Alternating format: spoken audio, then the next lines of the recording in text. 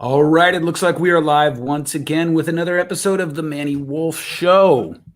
Today I have with me Rachel Richards, whose name sounds like a superhero's alter ego, which is pretty cool. Like you could be one of the Fantastic Four. But you're sort of a superhero in a different way. Now, tell us a little bit about what you do.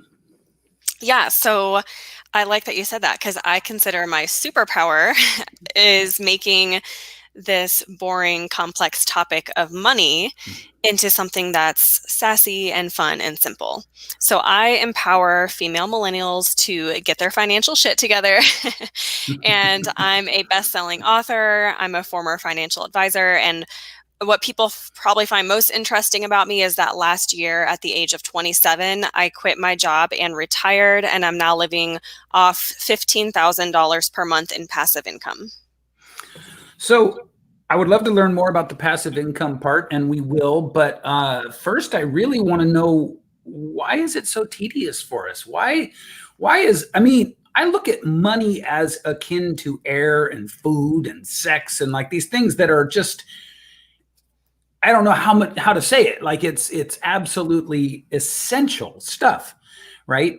So why do we have so many jacked up kind of, should we call them stories? Should we just call them stories? You know what I mean? Yeah. Why are we so dysfunctional with money? There it is. Well, That's it. I think there's a couple reasons. Number one, we are in a financial education crisis. At no point in our lives are we taught how to manage our money, and then we're left as young adults to try to figure it out all on our own.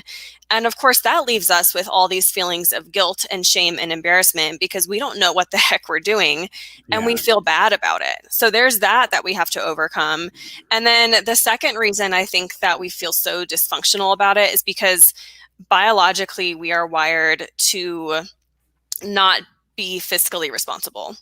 I compare money to like a diet.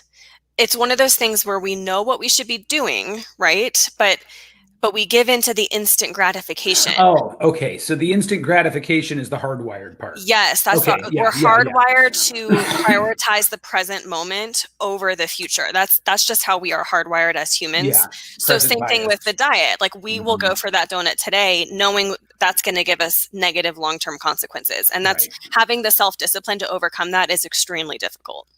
Yeah. So it's the is it called the present bias? I know what you're talking about. Mm-hmm. Yeah. So what about the influence of generations of sort of irrational ideas about money? Do you think that plays into it as well? Oh yeah, for sure. I mean, I call them like money fears, limiting beliefs. We all inherit limiting beliefs from our parents or from the people around us when we grow up. Yeah. And so for example, when I was raised in a really wealthy county, but my family kind of wasn't like that, so some people in my high school they were getting brand new BMWs when they turned 16. I was not. And I always character building opportunities instead, right? Yeah. That's exactly right. Yeah. I always had this feeling of not fitting in and not having enough money, and always had this scarcity mindset. So I definitely think that's something you can inherit from previous generations. And times have changed a lot. Previously there was this whole attitude of, okay, go to college, find a good job, work 40 years and retire and live off your pension and Social Security. Get the watch. Okay. Yeah. That has completely changed because pensions aren't a thing anymore. The Social Security Trust Fund is projected to be fully depleted by the year 2035. And the cost of college has placed an enormous burden on my generation. So this whole saving up this nest egg so we can retire at age 60, it just doesn't work so well. That's why we need to change our approach and our mindset a little bit. Well, that certainly opens up an obvious question, which is what do we do instead of that? But I wanna go a little deeper into some of this other stuff because I'm not a similar background to you, but similar in the broad strokes. I had I'll just say bad scripting around money. right? Bad things were modeled.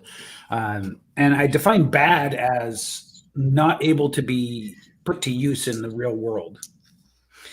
Just because I know that somebody's going to watch this and it's going to trigger their sort of nobility of poverty story.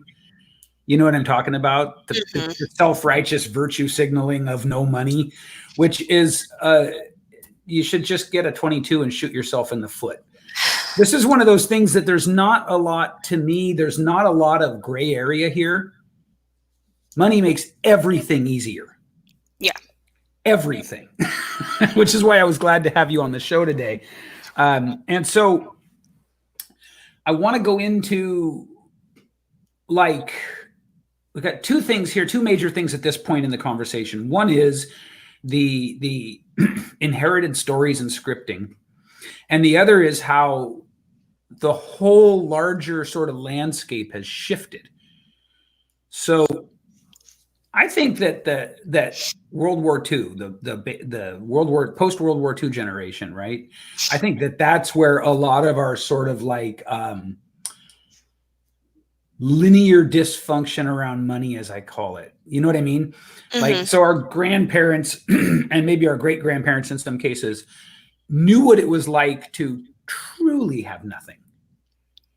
And they, you know, and so they have this experience of saving every penny and, you know, even down to like making sure they don't eat a lot at dinner and this really, really constrictive stuff.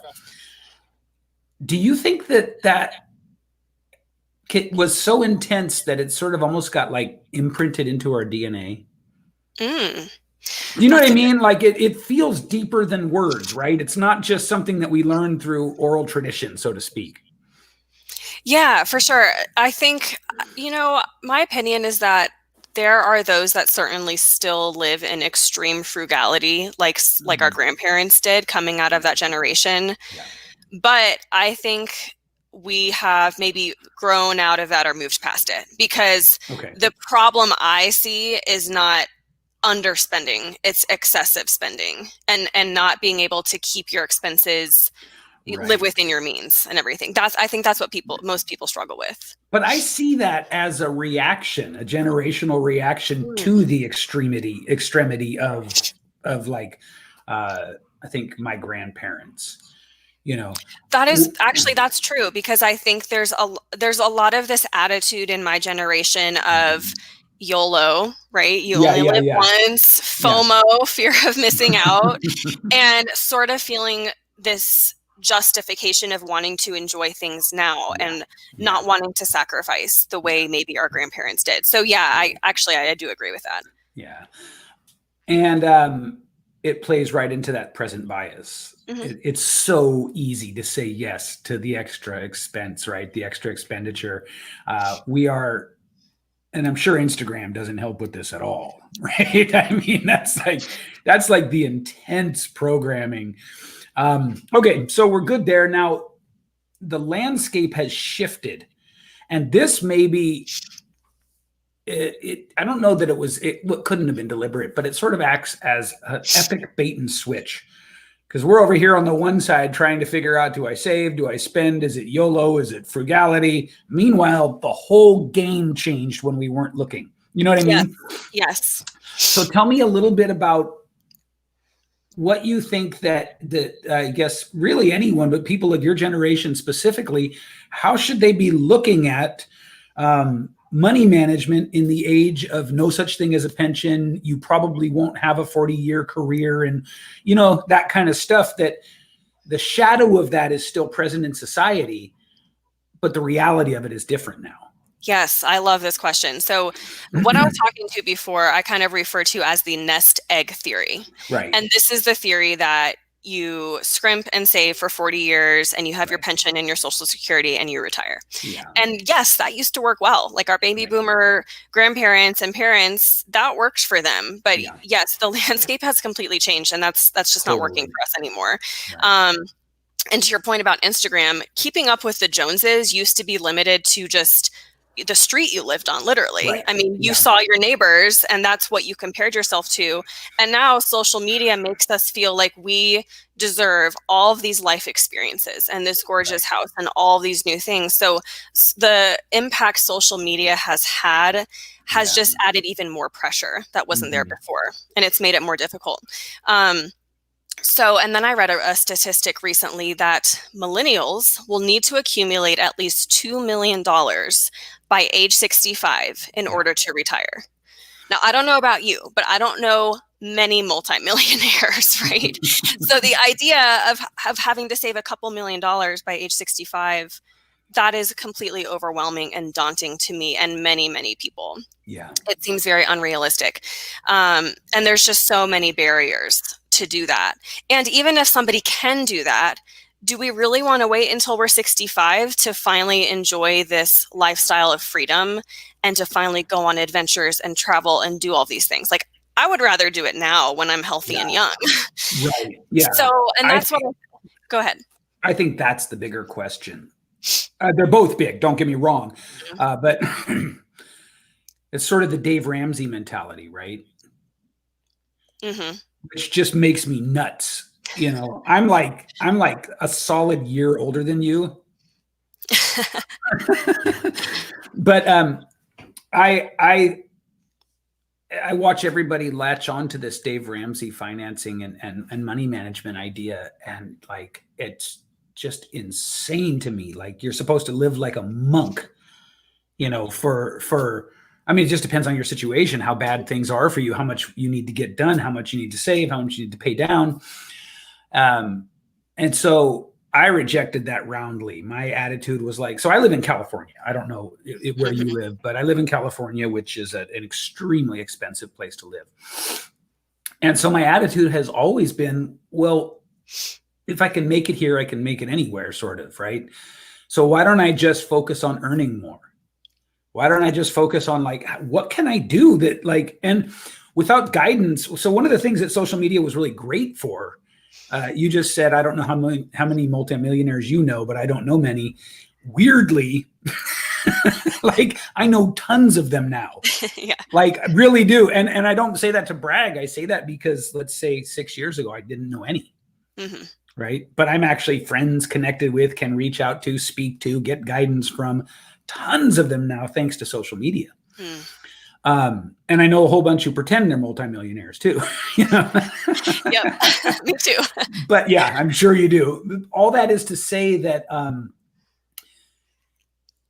it seems like any plan that requires you to be totally restrictive and frugal until you're like 60, especially for you guys, you're under 30, right? Yeah, I'm 28. Yeah, so 28.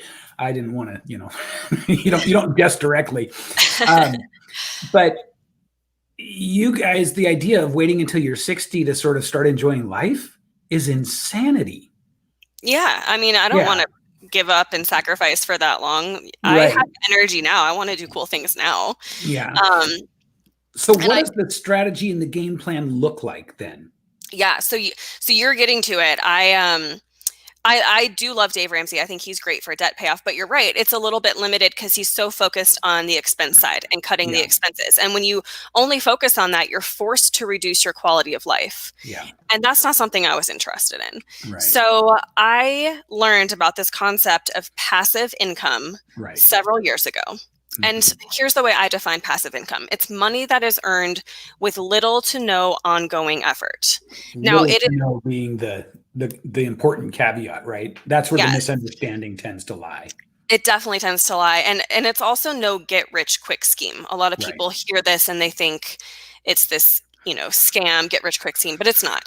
Passive income, it takes time or money to create. But once you have it in place, it really becomes a lot more hands-off. Yeah. And the epiphany I had several years ago that changed the entire way I looked at retirement is that once your passive income exceeds your living expenses, you're retired. You're financially independent. Sure. And then I thought, well, man, it seems like it'd be a lot easier to generate $5,000 or $7,000 or $10,000 a month in passive income than it would be to work my whole life and hope to save $2 million. Right. So that's what I started working towards. And at first, I only knew of one passive income stream, real estate investing. There's a ton of people making a ton of wealth from investing in rental properties. And that was my initial goal. I was like, okay, I'm going to buy all these rental properties and retire.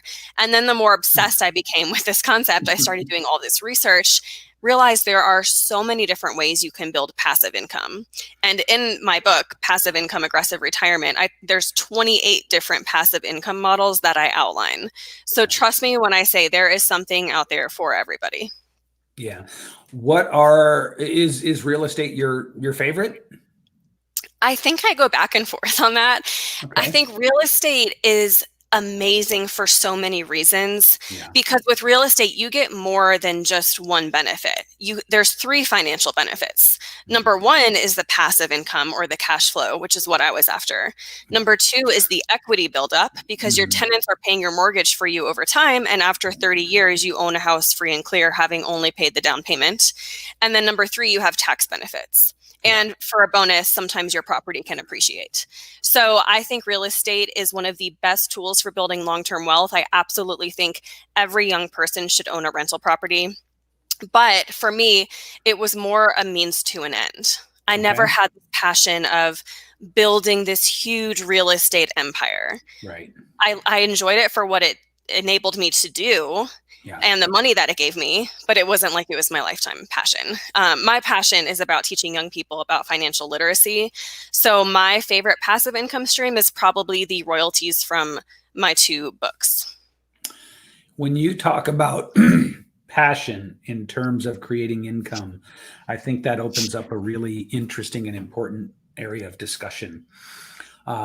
Especially for, I'm sorry to say it, your generation. Like y'all need to sort of get over this idea that everything needs to be passion filled all the time in order for you to create success, right?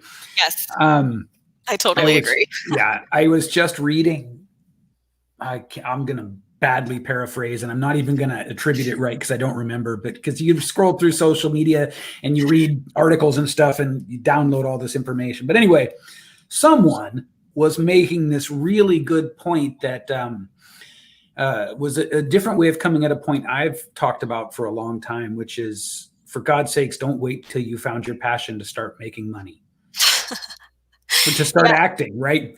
I did this for years. I thought I had to have some clearly visualized North Star guiding passion.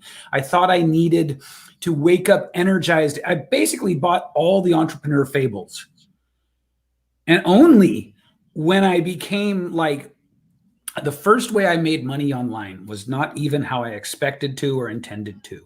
I put out a podcast, and the podcast got very little sort of accolade for what it was. But what happened was people started contacting me saying, can you teach me how to sound like you? It was totally random. Right. And so I said yes. And so I wound up being a voice coach, which moved me into being a speaking coach, which moved me into specifically teaching body language and storytelling, which moved me into helping people to get booked to speak, which, you see what I'm saying? Mm-hmm. Had I been in this mindset of this doesn't match my true North Star passion, whatever, blah, blah, blah, ... I wouldn't be here today having this cool interview with you. And you know what I mean? So yeah. And I think that you guys generationally are hit really hard with that story. Oh, 100%. I think we are fed that story from a young age that we can grow up and do whatever we want to do. We're going to find a job that fulfills us, that we're passionate about. That's complete BS. I mean, the biggest mistake everyone makes is thinking that you're going to follow your dreams and make money from that. And that's all going to be from the same thing. When in reality, you should look as your income source as being separate from whatever your passion and your dream is. Yeah. I would add to that. I agree with you completely. And I would add to that. There's this great analogy. There's a kind of mushroom in the Arctic that looks like, if you walk across a field and you see all these mushrooms of the same variety popping up, you would think to yourself, oh wow, this field must be perfect for these kind of mushrooms, when in reality, under the surface, they're literally one mushroom. So it's one huge under the surface fungi, but it pops up above the surface in all these different places. This is what people misunderstand. Here's your guys' nugget from me today. And we're going to get more and more from Rachel, but here's yours from me today. That is how you should think of your passion and what the things are that you do. You have this one general passion. Like, I honestly, one part of my passion is not having to work a day job. Sincerely, I don't say that to be cheeky. Like, I have, after this, I need to drive up to a beautiful city right up in the foothills from me and go sit at a coffee shop while I meet with my tax preparer. That to me is living the dream. You know what I mean? Because I know what it's like to have schlepped in retail, schlepped in restaurants, schlepped in construction, where all of your time is dominated. Mm-hmm. So the idea then, the nugget is, the passion is this sort of big, not necessarily crystal clear defined thing. Allow it to pop up in all these different ways, like all the mushrooms.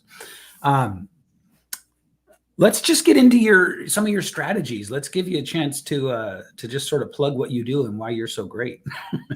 Oh, well, thank you. I appreciate that. The least I could do. Well, I have 2 books. That's kind of the main way people learn from me. I have an online course as well. But, like I said, my superpower is just making the topic of money sassy and fun and simple and approachable for female millennials. So, some people ask, well, why did you write your first book, Money Honey? And it's because I used to be a financial advisor. So all through high school and college, my family and friends would come to me for financial advice. And that was great because I love to help people. I also began to wonder, well, why aren't they reading or learning about finance on their own? Yeah. And then I realized, oh yeah, personal finance is boring. It's intimidating and overwhelming. No wonder people don't like to read about it. So that's why I set out to write this fun book. Most finance books are written by like old white men. And I was like, there needs to be something from a young female in here. Yeah, totally. So that's what I set out to do. And it has resonated and been more successful than I ever could have thought. I think Money Honey has almost 600 5-star reviews on Amazon. So thank you. So that's a little bit about my first book. And then my second book, Passive Income, Aggressive Retirement, really talks about all the things we've talked about, the nest egg theory and why that doesn't work and why passive income is so much better. And then it outlines all of these different passive income models and how anyone can get started. So here's an interesting question for you, and I hope it's going to be interesting. That was a little conjecture there. What do you see kind of the financial world, the reality of people's money looking like when your generation is the sort of older generation? You know what I mean? A generation from now, when you guys are running everything. Yeah, it's so interesting because I think we are finally starting to move from this mindset of work a 9-to-5 for 40 years into this more entrepreneurial mindset, which is exciting to see. I mean, I know so many people who have side hustles now.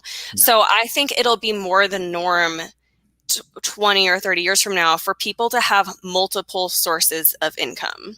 And that is so crucial because I think there's this myth or this feeling of security, this false sense of security, that if we are employed as a full-time salaried employee, that we have job security and income stability. And that's not true at all, because if you are 100% dependent on a single source of income, there's nothing secure about that. What happens when you get fired or you get laid off or your hours get reduced? So that's where this concept of income diversification comes into place. I would so much rather have 10 sources of $10,000 incomes than one source of $100,000 income. Sure. So, and I think we're starting to move into that direction, which I think is a great thing because those are the things that are going to help people weather a recession and weather the next coronavirus better, is having those multiple income streams. So I'm glad to see we are headed in that direction. Yeah. What about what are your general feelings on, the social media online sort of income streams and how that's changed everything. Oh, it's so fascinating. Yeah. You know, the best thing about the internet and the online world is that anyone can start an incredibly scalable business. Yeah. So moving from physical to online, yeah, I mean, you can create a physical boutique or a retail store, but you're limited in scope to the people that are in your vicinity. When you move that online, there you can reach any person in the entire world. Right. So I think it's really going to change everything, and it's going to enable so many more people to make money online in multiple ways. Yeah. Plus, I mean, I've heard it said before, and I completely agree with it. There's making money, then there's internet money. You know what I mean? It's like it's a whole different reality, and it's so strange. It's so surreal to me that I won't be tacky and tell you what I make.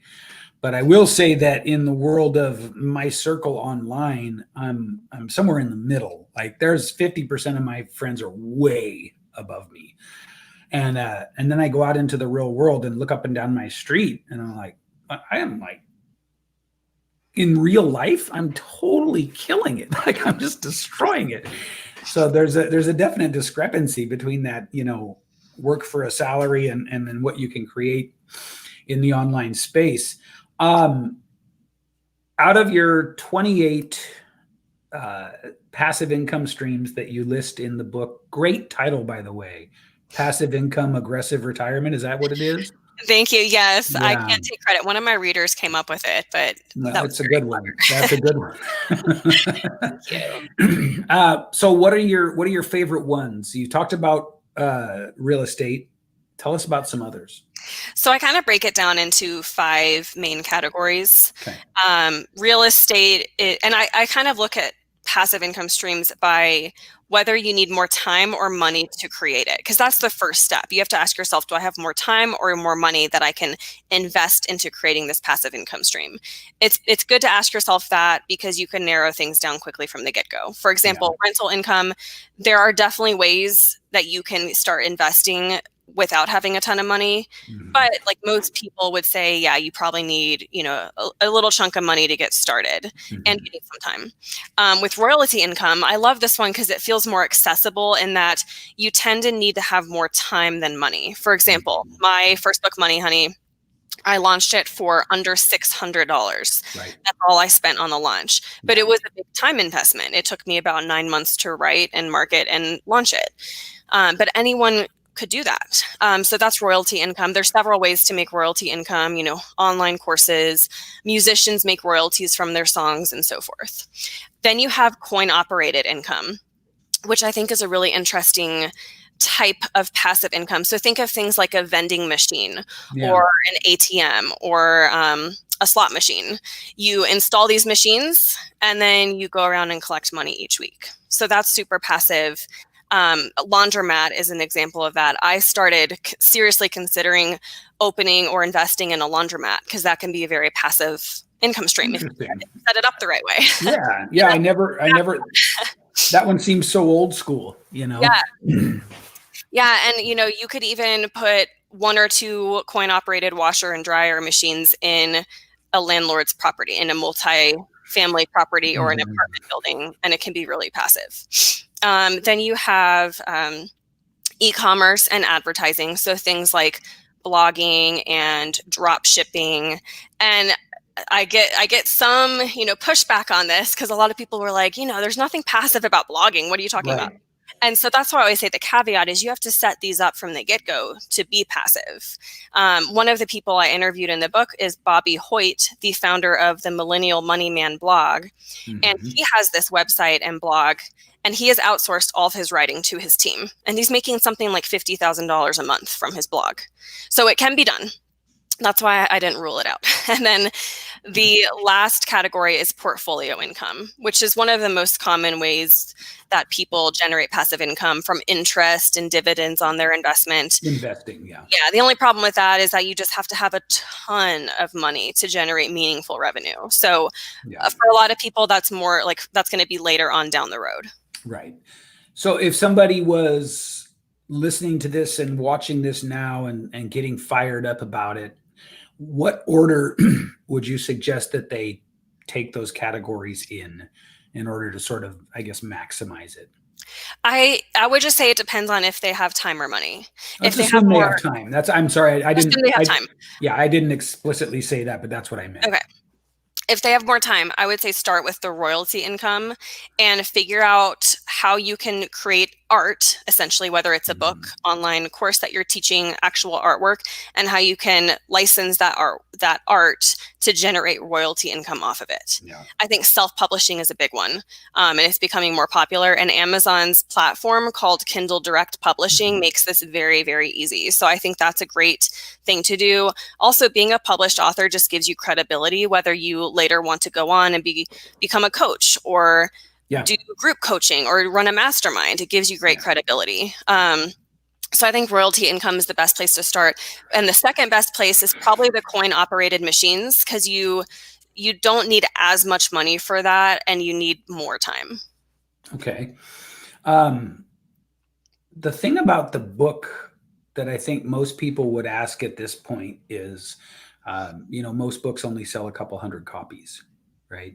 Yeah. I did the same thing you've done. I wrote a book. It was by any Amazon standards a smash hit, and I've still only sold 3,000 or 4,000 copies total.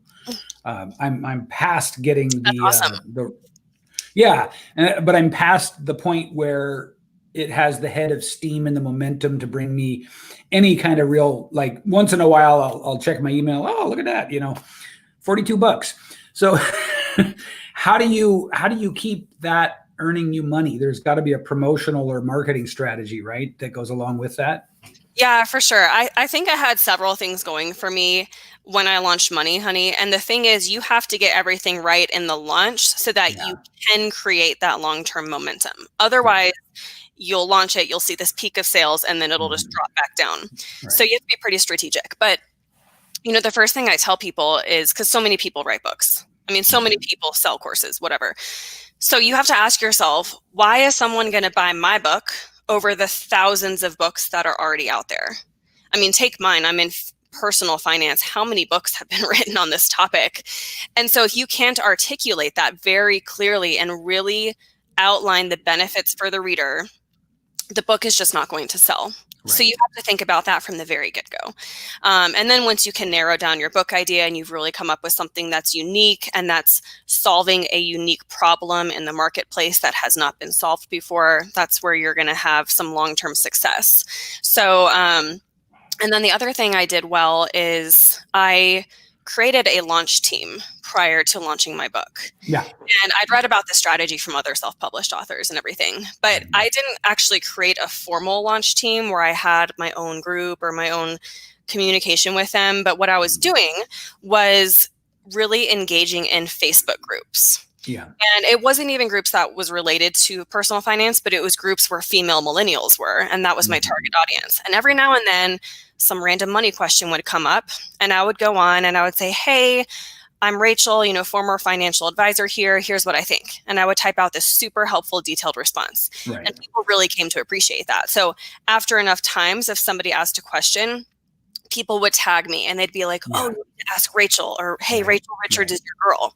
So I built up this credibility and this trust in these groups before I even started writing the book. Yeah. And then once I had this book idea, I went to these groups and I was like, hey, you guys, here's what I'm thinking. Like, what do you guys think about this?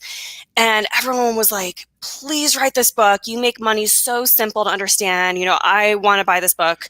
So that was great because not only did I get positive feedback, but in a way I was doing market research without realizing it. And I was forming this informal launch team without realizing it, because I was using these groups I would have them vote on my cover and I would have them vote on my title. Yeah. And because they were so involved, they were emotionally invested in the success of my book. So when it came time to launch months later, I had hundreds and hundreds of people who were A, ready to buy it and download it, and B, ready to share and promote it to everyone they knew, and C, ready to leave a review, because reviews are very, very important as a self-published author. Yeah. So that's what I did before. And in terms of ongoing marketing, a big mistake I made with Money Honey is that I put a cuss word in the subtitle. So it's a simple 7-step guide for getting your financial shit together. Now, little did I know that Amazon and Facebook do not allow you to advertise if there's a cuss word in your product. So I've never been able to advertise Money Honey. It has sold purely organically and through word of mouth. And it's because I had such a strong launch and it stayed relevant. Now it's been 3 years now and I'm still selling very consistently.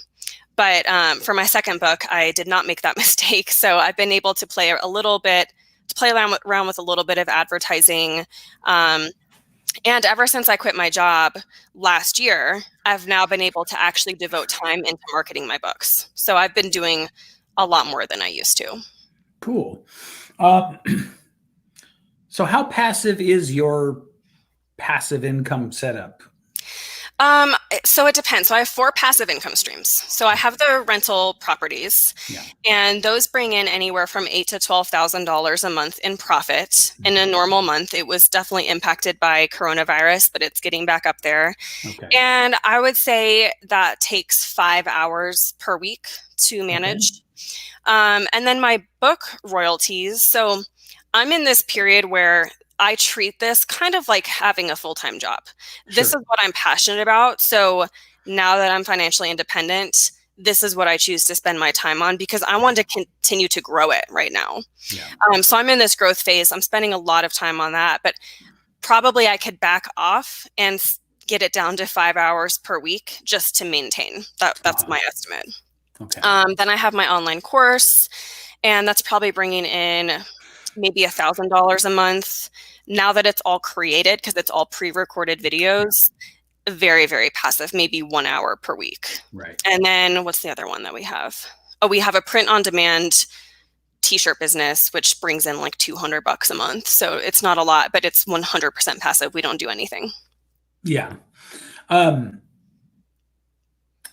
think the thing that we'd want to say here, a caveat, is just because you can stop working, I think most of us we won't want to, right? The difference between you and the person still looking for that company to work for 40 years is you're self-authored now. You have the control over your own life, that what you do feels like things you want to do. I think that that's an important part of the discussion around passive income and around this sort of freedom lifestyle. You're going to lose your mind if you don't do work. You know what I mean? Over a long enough period of time, you can't just sit on the beach. Anyone who tells you otherwise is deranged. I mean, you've got to have some stuff that has meaning. I totally agree. Some people are like, oh, well, Rachel, you're not retired. You're still working. And I'm like, well, but I am. I just work when, where, and if I want. I don't have to work. Yeah. I'm financially independent. And here's the thing is, a lot of people retire and they want to sit on the beach or play golf or whatever, but I get bored so easily. Like I can't sit on the beach for the rest of my life, like you said. Right. And I think a lot of us get so caught up in the getting away from something, in the quitting our jobs and leaving the workforce, that we forget to think about what we're working towards. And if you don't have a clear answer for that, then you could be in for a shock when you finally quit your job, because what are you going to do for the rest of your life? You got to have that figured out. Totally. I mean, for my generation and the generation before me, just look at the statistics of, and this is a bit grim, but suicide after retirement. Right. I mean, it's like, you may not necessarily need to have this sort of purpose and vision that wakes you up excited every morning prior to starting to make money and think about that stuff. But if you don't have purpose in your life, then you're not setting yourself up for anything that, it's not pleasant. Yeah, exactly. You have to have a purpose. Yeah. Or just purpose. Like, I think that's an important distinction too. I know a lot of folks who have had big exits, or built and sold a company, or in some way or another through entrepreneurial efforts, made a lot of money and then stopped working. And they go nuts after 6 months to a year. Now it's time to okay, what am I going to do? What am I going to do? What do I build next? And so the idea of passive income and sort of freeing yourself from the grind, doesn't mean that you're not going to want to do things. Hmm. Yeah. Yeah, 100% agree. Absolutely. Why don't you tell us where we can find you? Tell us how to get the books, whatever you want us to know now after sharing all this cool stuff with us. Yeah, thank you. So both of my books, Money Honey and Passive Income Aggressive Retirement, are on Amazon and Audible. So they're ebook, paperback, and audiobook. And what I will share with your listeners is if anyone wants to download my Passive Income Starter Kit for free, you can go to www.moneyhoneyrachel.com/bonus, and you can grab my Passive Income Starter Kit. And do we have the link for that as well? I know you sent me over a little press kit at my request. Yeah, I'll make sure. I'm going to type it now, but it's Money Honey, and I'll send it to you. moneyhoneyrachel.com/bonus. Okay, great. Thank you so much. This has been a lot of fun, and I know that there's a lot of good information in here as well. I appreciate it. Yes, thank you so much for having me on. My pleasure.